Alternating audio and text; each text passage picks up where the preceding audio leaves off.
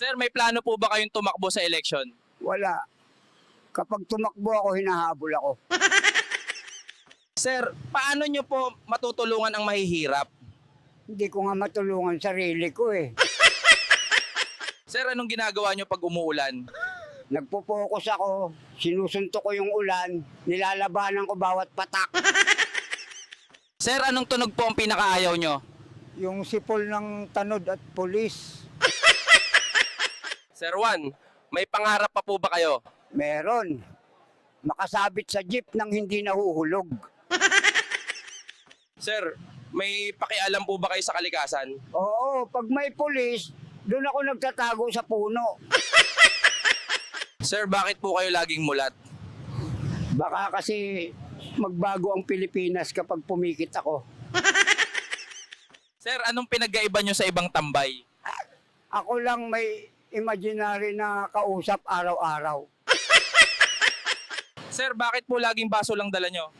Kasi yan lang ang di ako iniwan kahit ilang raid na dumaan.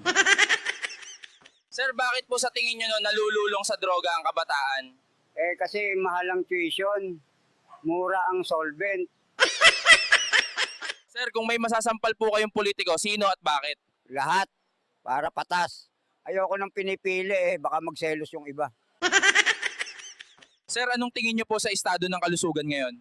Sakit mo, ikaw gagamot. Tapos pag di ka gumaling, ikaw pa rin may kasalanan.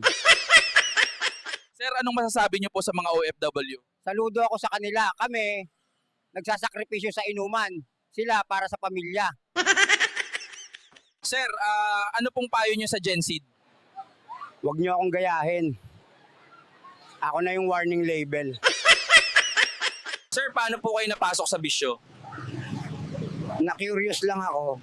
Tapos, di na ako nakalabas sa curiosity. Sir, kailan po kayo huling umiyak? Nung natapon yung gin ko. Sir, anong ginagawa nyo pag tinopak kayo? Naglalakad ng walang tsinelas. Tapos nakikipagkwentuhan sa mga puno. Sir, anong talent nyo po? Kaya kong matulog ng nakatayo habang mulat ang mata.